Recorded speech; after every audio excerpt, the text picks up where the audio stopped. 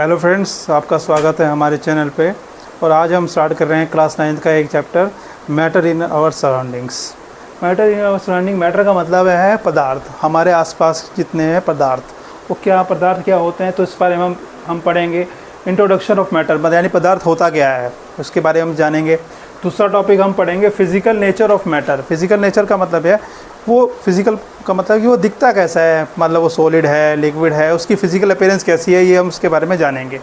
तीसरा हम इसमें पढ़ेंगे कि characteristics of particle of matter. भाई मैटर की जो है, उसके जो पार्टिकल्स हैं, उसके अंदर जो पार्टिकल प्रेजेंट है, उनकी विशेषता क्या है, उनके अंदर क्या क्या प्रॉपर्टीज़ हैं, इसके बारे में हम जानेंगे। चौथा हम इसमें पढ़ेंगे स्टेट्स ऑफ मैटर, मतलब जो मैटर है या जो पदार्थ है, वो किन किन स्टेट्स में, यानी किन किन अवस्था में हमारे पास अवेलेबल है, हमारे पास ज्ञात है। मतलब कि वो सॉलिड है, वो लिक्विड है यानी द्रव्य है, गैस है, इसके बारे में हम जानेंगे। हम पढ़ेंगे लास्ट में can matter change it's states, क्या मैटर को चेंज किया जा सकता है के बारे में जानते हैं। भाई introduction to the matter, matter है क्या, पदार्थ होता क्या है।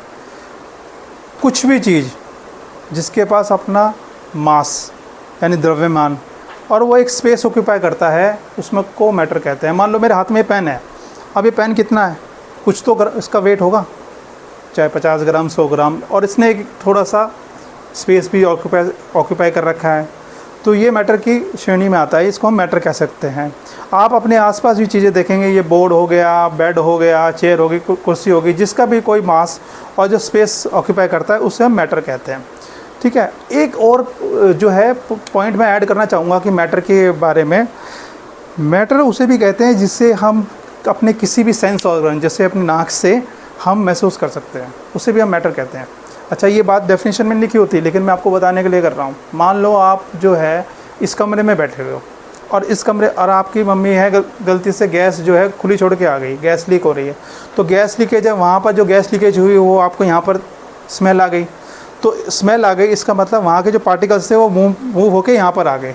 तो ये भी हम मैटर की एक डेफिनेशन में ऐड कर देंगे कि मैटर वो चीज़ है जिसको आप किसी भी अपने सेंस ऑर्गन से फील कर सकते हैं। तो आप, आई होप ये क्लियर हो गया मैटर की डेफिनेशन क्या हो गई। ठीक है। अब आगे पढ़ते हैं कि मैटर को ना हम मैटर को दो पार्ट में हम डिवाइड करेंगे। उसके एक फिज़िकल प्रॉपर्टीज़ के बारे में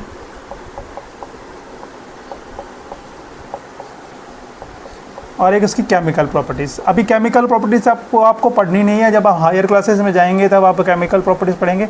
यहाँ फिज़िकल प्रॉपर्टीज़ के बारे में हम जानेंगे। भाई फिज़िकल प्रॉपर्टीज़ क्या होती है, कैसी अपीयरेंस होती है हर मैटर। जैसे सॉलिड है तो आपको कैसा दिखाई देता है, लिक्विड कैसा दिखाई क्यों दे रहा है, वो लिक्विड ऐसा, गैस क्यों वो ऐसे फैली हुई है, वो ऐसे क्यों आपको दिख रही है, गैस तो नहीं दिख रही, मतलब जैसे आपको कैसे महसूस हो रही है, तो उसके बारे में हम जानेंगे। ठीक है। तो पहले इसकी जो फिज़िकल प्रॉपर्टीज़ है ना, matter is made up of very small particles. ये काम पहले लिख लेते हैं समझाने के लिए। मैटर है ना, कोई भी पदार्थ है आपका, वो बहुत ही छोटे छोटे पार्टिकल से, बहुत ही टाइनी पार्टिकल से मिलके बना होता है, और उन टाइनी पार्टिकल्स को, स्मॉल पार्टिकल्स को ना हम कहते हैं एटम्स। उन टाइनी पार्टिकल्स, स्मॉल पार्टिकल्स को हम कहते हैं एटम। अब जो एटम है ना, वो इतने स्मॉल है कि आपकी इमेजिनेशन से भी ज़्यादा वो बहुत स्मॉल है। आप उसे एक रेगुलर माइक्रोस्कोप से भी नहीं देख सकते।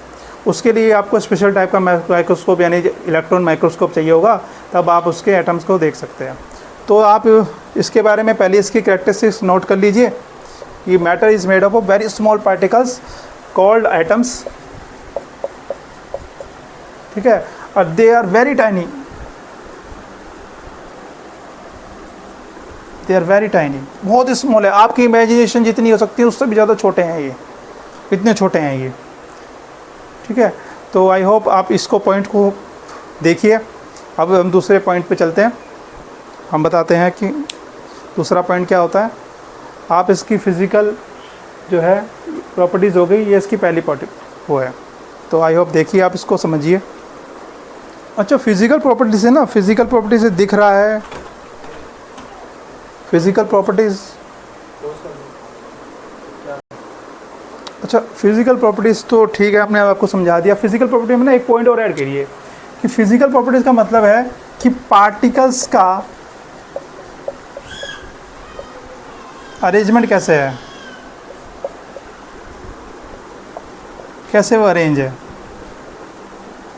जैसे मोटा मोटा अभी हम आपको समझाते हैं, मान लो अगर आप कोई सॉलिड देखते हो, ये हमने लिक्विड ले लिया, यहाँ पर हमने कोई गैस में चैम्बर में और गैस ले ली। अब यहाँ पर सॉलिड है, अगर हम इसको सॉलिड करते हैं तो यहाँ जो पार्टिकल्स है ना, ऐसे है नहीं जी, कोई स्पेस नहीं है इनके बीच में, कोई भी स्पेस नहीं है इनके बीच में। यहाँ अगर हम यहाँ लिक्विड पे आते हैं, थोड़ा सा स्पेस है, थोड़ा सा,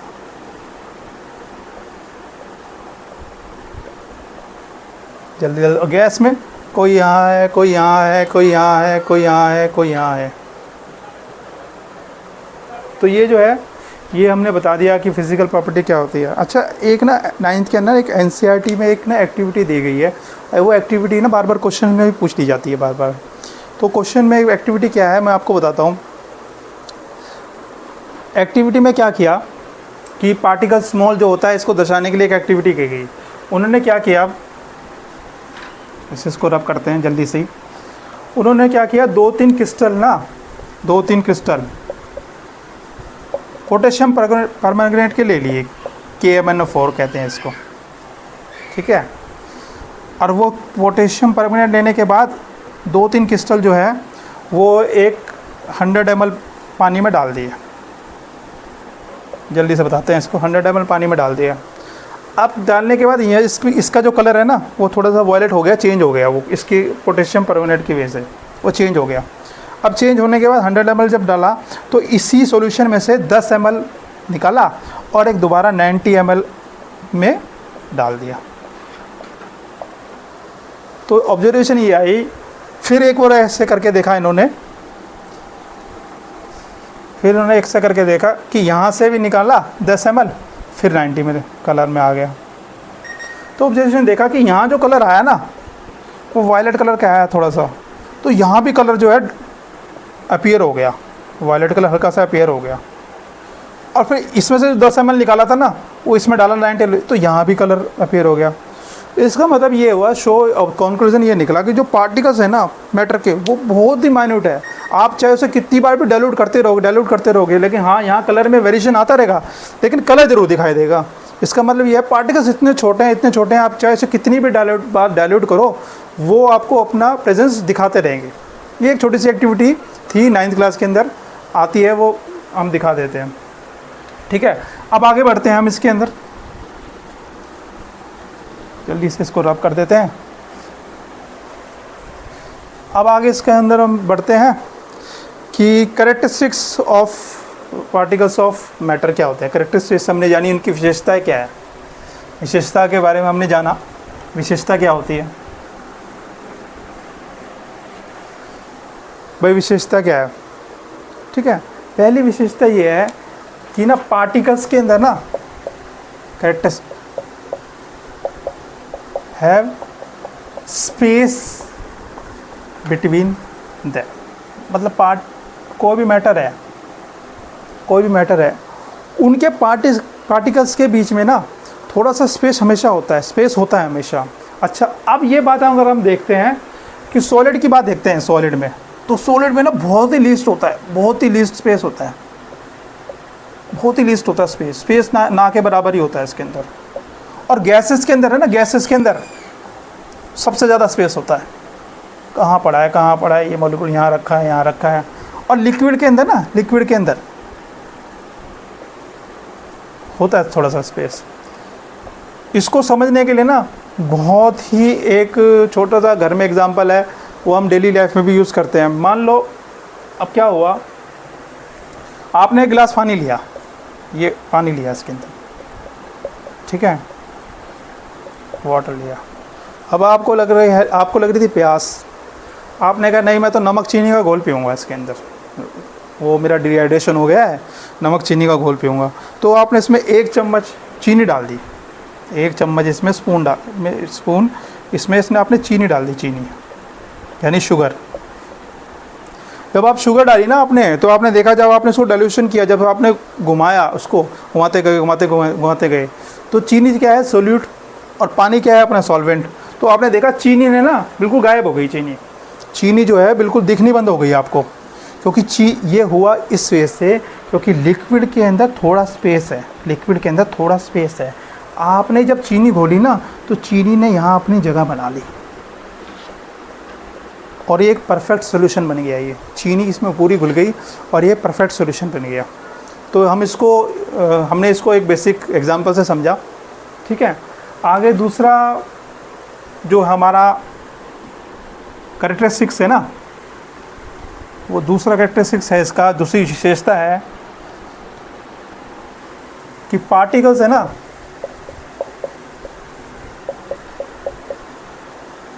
आर इन कांस्टेंट मोशन।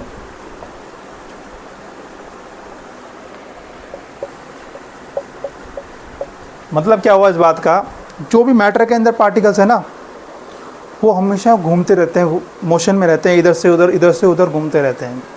ये चीज़ आपको सॉलिड में देखने को नहीं मिलेगी, लेकिन हम एक छोटा सा एग्जांपल समझाता हूँ मैं आपको। मान लो मैं इस रूम में बैठा हूँ, ठीक है, और आपके किसी भाई ने या फिर किसी ने भी, या मिसेज ने, किसी ने भी परफ्यूम लगाया, दूसरे कमरे में बैठ के परफ्यूम लगाया, और परफ्यूम जब उसने लगाया तो गैस की फॉर्म में लगाया परफ्यूम। जब गैस की फॉर्म में लगाया ना वो, तो आपको लगाया तो दूसरे कमरे में है, लेकिन आपको इस कमरे में भी उसकी प्रेजेंस महसूस हुई, इसकी स्मेल आई। तो वो प्रेजेंस महसूस किस वजह से हुई कि जो गैस मॉलिक्यूल था ना, गैस के जो मॉलिक्यूल थे वहाँ पर, जो पार्टिकल्स थे, मॉलिक्यूल्स नहीं, अब यहाँ पार्टिकल्स, जो गैस के पार्टिकल्स थे वो कांस्टेंट मोशन में रहे, वो घूमते रहे, वो उस कमरे से यहाँ कमरे में आ गए। अच्छा, बहुत बार ना ये भी देखा जाता है, मान लो घर में एक कमरे में बैठे हुए हो हैं और मम्मी खाना बना रही है, तो मम्मी जैसे खाना बनाती है ना, जैसे ही वो क्या नाम, जब टेम्परेचर बढ़ता है तो खाने की स्मेल आती है आपको। तो खाने की स्मेल कैसे आती है, जो वेपराइजेशन हुआ है, जो वेपर्स आए हैं, यानी जो भी भाप बन के उड़ रहा है, जो भी गैस फॉर्म है, वो आपको स्मेल आती है। तो हमने पहले ही पढ़ लिया भी, जो भी मैटर जो है, अगर आपको अपने किसी भी सेंस ऑर्गन की से महसूस हो तो वो आपको उसे भी मैटर कहते हैं। तो गैस, तो वो सब, तो आपने देखा कि एक कमरे बैठे हुए मम्मी खाना बना रही है और यहाँ पर बढ़िया स्मेल आ गई। तो ये किस वजह से हुआ कि पार्टिकल्स है ना वो हमेशा कांस्टेंट मोशन में रहते हैं। पार्टिकल जो है हमेशा घूमते फिरते करते रहेंगे। सबसे ज़्यादा जो है लीस्ट जो होंगे सॉलिड में होंगे, और सबसे ज़्यादा जो होंगे वो गैस के अंदर होंगे। तो आई होप कि आपको ये दूसरा भी पॉइंट समझ में आ गया। अब हम इसके बारे में पढ़ेंगे, ये घूमते क्यों हैं, ये घूमते किसकी वजह से है। भाई कांस्टेंट मोशन में तो हो रहा है, लेकिन इसकी वजह पीछे भी कोई कारण होना चाहिए, तो वो भी हम पढ़ेंगे, वो भी हम समझेंगे। तो अब उसके बारे में पढ़ते हैं हम। आप इसको नोट डाउन कर लीजिए, मैं साइड हट जाता हूँ, एक बार आप देख लीजिए, ठीक है। हमने पढ़ा कि जो पार्टिकल्स है ना मैटर के आर इन कांस्टेंट मोशन, मतलब वो घूमते रहते हैं। तो वो घूमते किसकी वजह से, आप उसके बारे में पढ़ते हैं डिफ्यूजन। तो डिफ्यूजन होता क्या है, पर डिफ्यूजन को आप ना बहुत ही आसान भाषा में समझो कि किसी भी एक सब्सटेंस का दूसरे सब्सटेंस में मिक्स होना, फ्रॉम हायर कंसंट्रेशन, मतलब जहाँ कंसंट्रेशन ज़्यादा है वहाँ से लोअर कंसंट्रेशन में, ठीक है, वो डिफ्यूजन है। अगर आप डिफ्यूजन की बात समझते हो तो मैं डिफ्यूजन की भी अब डेफिनेशन भी आपको लिख दूंगा, लेकिन डिफ्यूजन का जो सीधा मतलब है ना वो ये है कि मतलब कि mixing of substance with another substance due to motion और movement of its particle is called diffusion. तो ये डिफ्यूजन की वजह से होता है। अच्छा, डिफ्यूजन और ऑस्मोसिस में ना ज़्यादा फ़र्क नहीं है, सिर्फ एक चीज़ का फ़र्क पड़ता है। डिफ्यूजन हम आगे पढ़ेंगे, सेल के जब चैप्टर पढ़ेंगे ना डिफ्यूजन और ऑस्मोसिस। अभी छोटा सा बता देता हूँ कि डिफ्यूजन ऑफ ऑस्मोसिस में डिफरेंस यही है कि यहाँ पर भी जो है मिक्सिंग ऑफ सब्सटेंस होगी, यहाँ पर भी मिक्सिंग ऑफ सब्सटेंस होगी, हायर कंसंट्रेशन से लोअर कंसंट्रेशन में। फ़र्क ये है सिर्फ ऑस्मोसिस है ना सिलेक्टिव परमेबल मेम्ब्रेन के थ्रू होगी, मतलब सिलेक्टिव परमानेंट मेम्ब्रेन का मतलब यहाँ एक ऐसा गार्ड बैठा हुआ है, एक चौकीदार बैठा हुआ है, वो देखेगा हाँ भाई सेल को ज़रूरत है तो जो चीज़ की ज़रूरत है उसी चीज़ को वो अलाउ करेगा अंदर आने के लिए, जो चीज़ बाहर है उसको करेगा।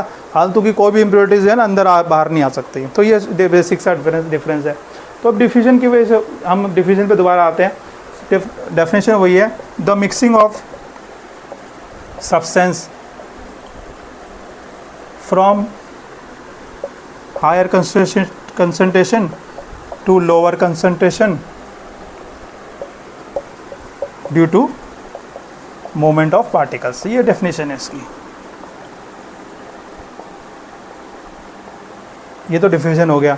अच्छा, डिफ्यूजन हो रहा है जी, तो हमने समझ लिया डिफ्यूजन हो रहा है, लेकिन डिफ्यूजन हो कैसे रहा है, ये मूवमेंट ऑफ पार्टिकल किसकी वजह से हो रहा है ये भी हम पढ़ेंगे। तो मान लो अगर मैं यहाँ खड़ा हूँ, ठीक है, और मैं यहाँ से यहाँ गया, ऐसे घूमा, इधर से इधर गया मैं, या फिर कोई पार्टिकल था वो यहाँ था, वो यहाँ चला गया, तो उसको यहाँ से यानी ए पॉइंट से बी पॉइंट जाने में कुछ एनर्जी लगी होगी, उसी एनर्जी को हम कहते हैं काइनेटिक एनर्जी। काइनेटिक एनर्जी वो एनर्जी है जो एक पार्टिकल को एक पॉइंट से दूसरे पॉइंट जाने में हेल्प करे, ठीक है, इसको हम कहते हैं काइनेटिक एनर्जी। अब काइनेटिक एनर्जी का ना एक बहुत ही सिंपल सा जो है कॉन्सेप्ट है कि ना काइनेटिक एनर्जी है ना is directly proportional to diffusion. अगर जितनी, ये लिख देता हूँ मैं, काइनेटिक एनर्जी जो है, काइनेट के ई से रिप्रेजेंट कर रहा हूँ, बार बार लिखना ना पड़े, के ई काइनेटिक एनर्जी लिख देता हूँ यहाँ पर एक बार आपको आगे। Kinetic energy is directly proportional to क्या, डिफ्यूजन। यानी मैं अगर मान लो सिंपल सा समझो, मगर मेरे में ज़्यादा एनर्जी है तो मैं ज़्यादा भाग कर सकता हूँ, जैसे अगर मेरे एनर्जी नहीं है तो पड़ा हुआ हूँ एक जगह पर, तो वही है, ये बात सिंपल सी समझ लो। अगर जिसके पास ज़्यादा एनर्जी होगी, काइनेटिक, हमने उसको नाम दे दिया काइनेटिक एनर्जी, तो जिसके पास ज़्यादा एनर्जी होगी तो उतनी तेज़ ही डिफ्यूजन होगा, और अगर आपकी काइनेटिक एनर्जी लो है तो आपका डिफ्यूजन भी आपका स्लो रहेगा। तो एक बेसिक सा हमने बता दिया इसके बारे में। अच्छा, ये जो है ना, इसके अंदर टेम्परेचर का एक रोल आता है, अब ये हम उसको डिटेल में पढ़ेंगे आगे। वो ये कहता है, मैं बेसिक से समझा दूंगा, पहले आप देख लो। मान लो मैंने टेम्परेचर बढ़ाया, टेम्परेचर इंक्रीज़ किया, ये इंक्रीज़ का साइन है, ठीक है ना, ऊपर जा रहा है, तो काइनेटिक एनर्जी भी इंक्रीज़ हुई। काइनेटिक एनर्जी इंक्रीज़ हुई तो डिफ्यूजन भी इंक्रीज़ हुआ। अब ये बोल तो दिया मैंने, इसको समझाने के लिए एक छोटे सी बात मैं आपको समझाता हूँ, ये कैसे हो गया। मान लो एक लिक्विड का एग्जांपल है, ये बीकर में ना, यहाँ पानी है, ये मॉलिक्यूल्स थोड़े थोड़े जो इसके पार्टिकल्स हैं वो थोड़े थोड़े से इसमें स्पेस है और ऐसे अरेंज है, ये पानी है, वाटर है ये। जब मैंने टेम्परेचर दिया ना, इसको हीट दी, इसको जैसे मैंने हीट दी ना, तो ये पार्टिकल्स जो है ऐसे ऐसे जल्दी जल्दी से मूव होने लगे, जल्दी जल्दी से मूव हुए तो इनकी काइनेटिक एनर्जी बढ़ी, काइनेटिक एनर्जी बढ़ी तो सीधा सीधा इनका डिफ्यूजन भी बढ़ गया। तो एक छोटा सा एग्जांपल था, हमने आपको बता दिया भाई काइनेटिक एनर्जी क्या होती है, डिफ्यूजन क्या होता है, टेम्परेचर कैसे हेल्प करता है काइनेटिक एनर्जी में, तो हमने ये सब बता दिया, ठीक है। ठीक है, तो दोस्तों तीसरी जो प्रॉपर्टी है ना, वो कैरेक्टरिस्टिक्स है, वो है कि पार्टिकल ऑफ मैटर जो है ना अट्रैक्ट करते हैं आपस में, एक दूसरे को अट्रैक्ट करते हैं ईच अदर अट्रैक्ट करते हैं। जो सबसे आपने देखा होगा सॉलिड के अंदर ना पार्टिकल्स की जो होता है ना, उसमें स्पेस नहीं होता, वो बिल्कुल अपने आप को एक दूसरे को अच्छे बांध के रखे हुए हैं, वो एक दूसरे को ना खोना नहीं चाहते, वो एक दूसरे से बिल्कुल जुड़ के रहना चाहते हैं। तो पार्टिकल्स जो होता है ना बिल्कुल ऐसे स्ट्रांगली पैक्ड होते हैं, इनके अंदर कोई फोर्स ऑफ, इसे कहते हैं हम intermolecular force of attraction, intermolecular force of attraction, force of attraction, ये बिल्कुल जुड़े हुए हैं सॉलिड में। अगर आप देखें सॉलिड के अंदर ये जुड़े हुए, लिक्विड के अंदर ना थोड़े थोड़े जो है पार्टिकल के बीच में स्पेस होता है,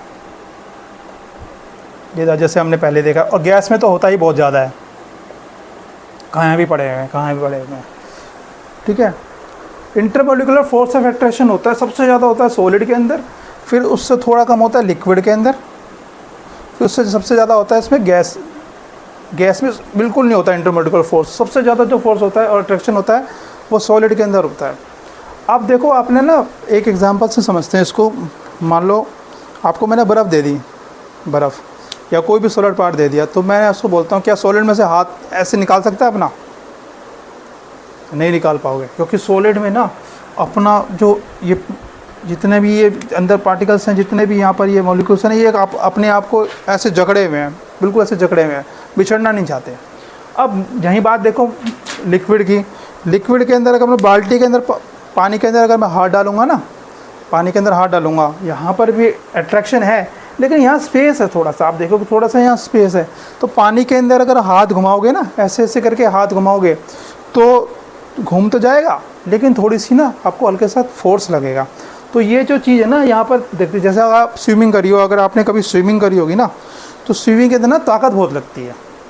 ताकत वो इसलिए लगती है जब आप, क्योंकि पानी को जब आप ऐसे हाथ से इसको ऐसे हाथ से पैर से जब आप आगे बढ़ने की कोशिश करते हो ना, तो पानी का जो इंटरमोलिकुलर फोर्स है ना वो आपको कहीं ना कहीं रोकता है। अगर आप फोर्स नहीं लगाओगे ना, अगर आप ताकत नहीं लगाओगे तो आप स्विमिंग में आगे नहीं बढ़ पाओगे, वहीं रह जाओगे, वहीं डूब जाओगे।